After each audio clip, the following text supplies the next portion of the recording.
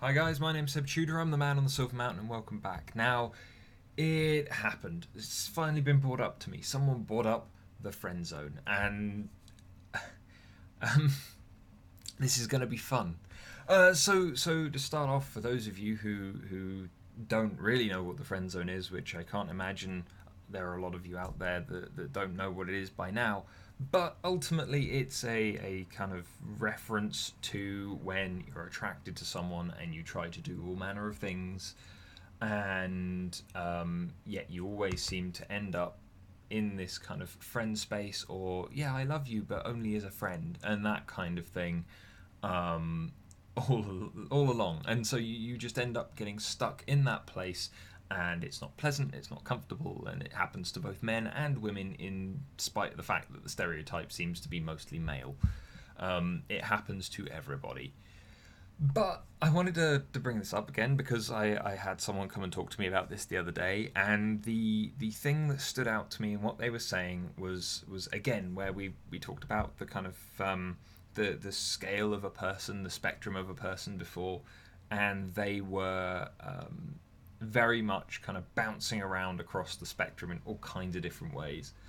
As they were talking, they were kind of coming out very kind of nice guy, a little bit latent, or frozen dude, so that they were just kind of sat there and going, oh yeah, back and forth between self doubt and kind of outward attack from more the arsehole side, and then coming back to attacking themselves and wondering why they're hard done by on their side, on the nice guy side.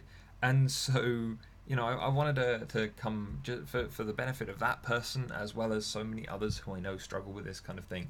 I wanted to come and like address this, because there are reasons why people end up in the friend zone. There are all manner of people who say there are different ways to get out of the friend zone, but that's a tricky and interesting place to touch on. So we might leave that one for a bit. But the overall of being put there in the first place, or finding yourself in that place rather, and then how you ended up there, because as much as you're you have ended up there, and it's not necessarily always entirely on you for being, ending up there, for being there, as it were. There are a lot of things that people do, and they do it so nicely, but they don't do it in a way it's with all the best intentions, and they're trying to be nice and they're trying to be helpful and whatever else, but then they still end up in that friend zone purely because they've made things too easy. But anyway, let's get into this. So the first thing that really springs out at me is most people suggest that they're in the friend zone because someone else has put them there, and I have slight issue with this. Sometimes, yeah, it can be completely true. You can be as completely transparent about the fact that you like a person. You can do all the right things in regards to otherwise trying to build rapport, trying to generate kind of emotional responses and do nice things and build those memories, and kind of build out more of a relationship, and then that other person may still turn around to you and go, well, I'm not interested. And that's fine, because at the very least, in doing so, you've built out a very potentially very robust friendship, which again is the thing to not lose sight on. As I've said in other videos, it doesn't matter if you're going to be hunting, if you're going to be trying to hunt for someone to love or whatever else. The way to do it isn't to go and hunt, it's to go and build your social circle. It's go out there and make friends, it's go out there and converse with people, it's do interesting things where you are comfortable, so that you build relationships with the people that are around you there whilst you're doing it.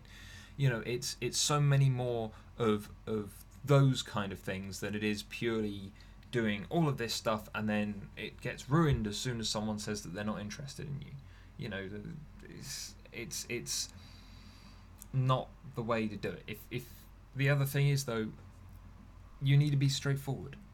You wouldn't go into, I don't know, this is something that happens in online dating as well, but you wouldn't go into a supermarket looking very specifically for a melon, yeah?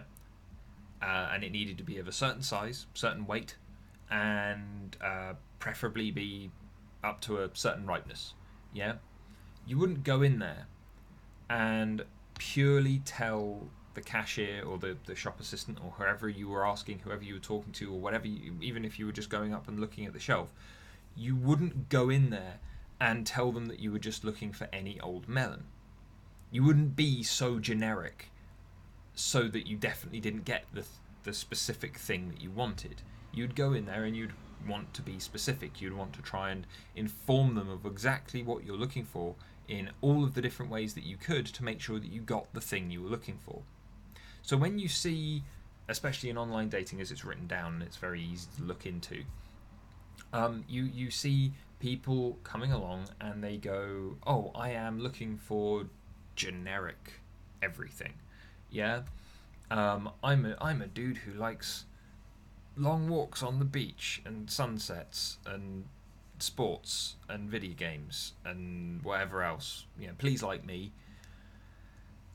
Yeah, okay, fair enough. You've just made yourself exactly the same as every other generic individual on here, and so you fall into that generic slot in the supermarket analogy. You are the generic melon instead of the specific melon.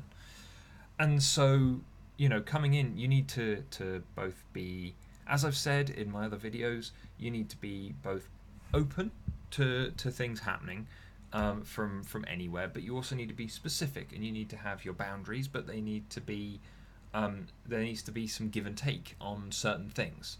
Yeah, so you have your boundaries where you don't move, but then you also have an awful lot of compromising space on other things.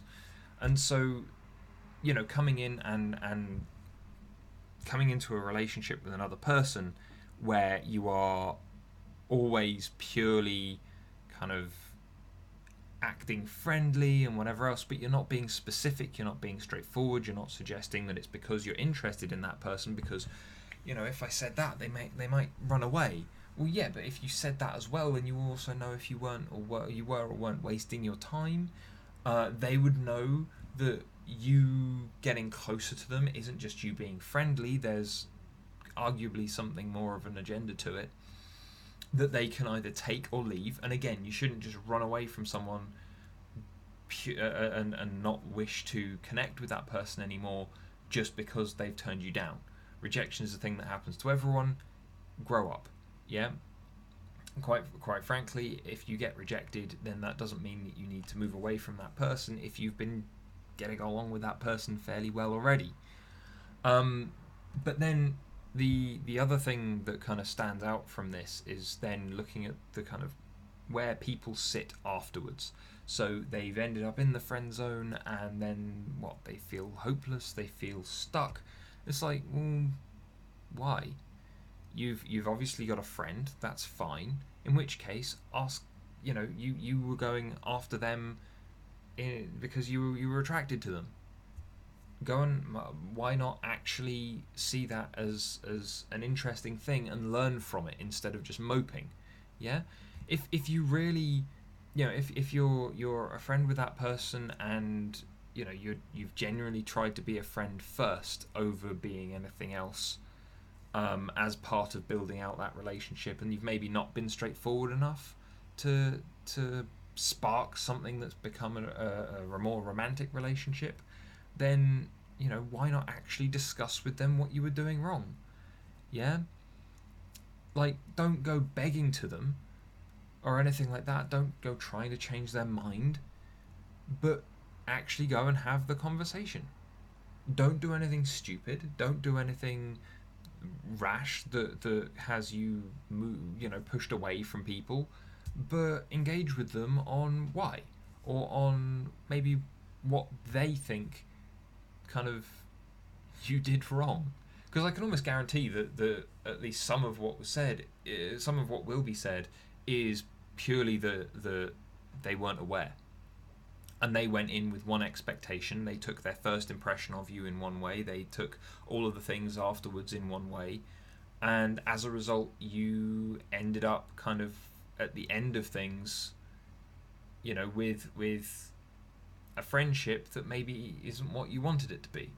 You need to be upfront, you need to be straightforward, you need to communicate, because again, good communication, being straightforward and kind of honest on things is a good basis for most relationships. And so that should be the primary concern in what you're doing. You should be very upfront, you should tell the truth, and kind of admit to what you're feeling to that person in various ways, not necessarily just coming out and going, I love you, but you can come out and be like, do you know what? I really like you. I really enjoy talking to you, and you're gorgeous. And then just kind of roll on with that. It's a very easy and obvious kind of premise afterwards to suggest that you're at least interested, that you're at least appreciative of who they are on other levels that a friend, just a normal friend, wouldn't necessarily. And sometimes you do get screwed over. Sometimes you will put an awful lot of work into a relationship. It will seem to be reciprocal and whatever else, and then that person will let you down. That person will shrug you off or run away or whatever else, and they will screw you over at the last minute. And it's playing games. Yeah, and suffice it to say that if you've put a lot of work in, if you've built a relationship and all the rest of it, and then someone decides to, after reciprocating for so long, screw you over, go back on what they've said, kind of suddenly drop you off the deep end, then yeah, fair enough. Then that suggests some dishonesty, some double standards between the two of you. And as a result, yeah, maybe that wouldn't be a good place to continue to build a relationship. You may very well have dodged a bullet, in which case it's still a positive. You've dodged the bad stuff, yeah. But in terms of the friend zone actually existing as a kind of confined, constrained place, I don't think it does. Yeah, it's very much a mix of people's experience of rejection, of people with investment biases or confirmation biases, people with a lack of communication, a lack of confidence, kind of finding themselves in a space that they don't want to be. But each one of those spaces is unique to them. There isn't a generalized friend zone, there isn't anything like that. But there are these uncomfortable spaces that you can find yourself in where you thought you were building towards one thing, and then you end up disappointed because you get something completely different. And with that whole situation, it's not positive. It can really shake a person, and especially if you're kind of lacking in confidence and self-esteem to begin with, it can possibly break you down a lot more than it might have done otherwise. Especially if you've had that big build-up where everything seems to be going the way you want it to, and then the carpet's pulled out from under you. But again, it's what I would say in regards to making sure that you don't find yourselves in those situations is be upfront. As said, if you're looking for a car and you want something with a soft top and a big engine, then you're going to say you want a soft top and a big engine. You're not going to say I want a car, or I would like a car with a hard top. Yeah. If you're looking for a partner that's interested in certain things, that wants certain things, that wants to interact with you in the ways that you want to interact with them, then say that's what you want.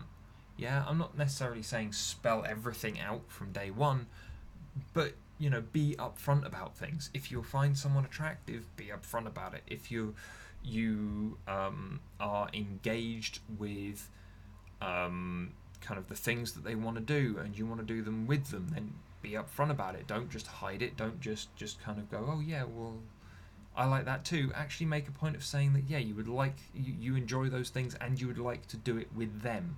Make a point of making them very apparently the target of your interest. Because if you're interested and they're not aware of it, how are they supposed to deal with that situation until you suddenly, out of the blue, drop a relationship on them that they're not interested in?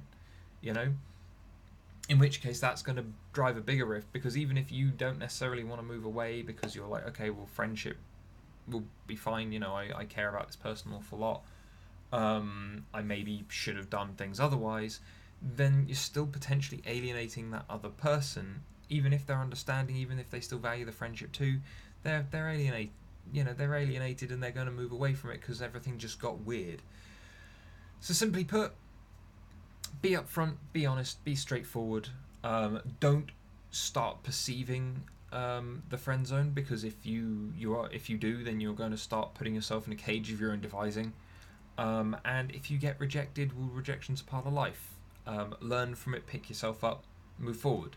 But otherwise, guys, everyone's got an experience on this, but I'd love to hear what you guys have to say. I'd love to hear what you guys have to think on this. But otherwise, thank you very much for watching, guys, and I'll see you in the video tomorrow. Take care. Thank you very much for watching, guys. If you found this at all interesting or useful, then please drop us a like, share this video, and subscribe for more, and I'll see you in the video tomorrow. Take care.